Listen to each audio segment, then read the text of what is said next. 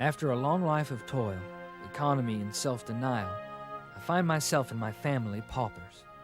With hundreds of hogs, scores of good horses, and a farm that rewarded the toil of our hands with 16,000 bushels of golden corn, we are poorer by many dollars than we were years ago. Between 1865 and 1890, Americans put more acres under the plow than they had in the previous 250 years. The nation's West was rapidly becoming the breadbasket of the world. But in the 1880s, prices dropped, the weather turned mean, and American agriculture went into a deep depression.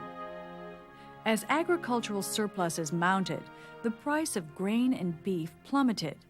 Farmers already heavily in debt to bankers were forced to grow more and more to make less and less money. Unable to make payments on their loans, families lost their farms, packed up their belongings, and left their homes. Between 1882 and 1892, western Kansas lost half of its population.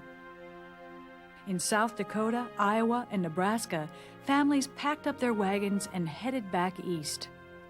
Farmers blamed their troubles on manufacturers who were protected by federal tariffs that raised the price of foreign goods, railroads that charged exorbitant interest rates, and bankers who held their mounting debts. There are 3 great crops raised in Nebraska. One is a crop of corn, one is a crop of freight rates, and one a crop of interest. One is produced by farmers who, by their sweat and toil, farm the land. The other 2 are produced by men who sit in their offices behind their bank counters and farm the farmers. It is no longer a government of the people, by the people, and for the people, but a government of Wall Street, by Wall Street, and for Wall Street. Mary Elizabeth Lease.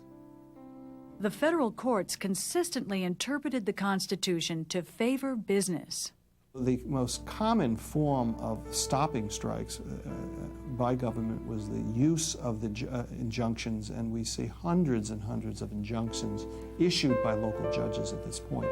It's the judiciary, it's judges who play the greatest role in stopping strikes.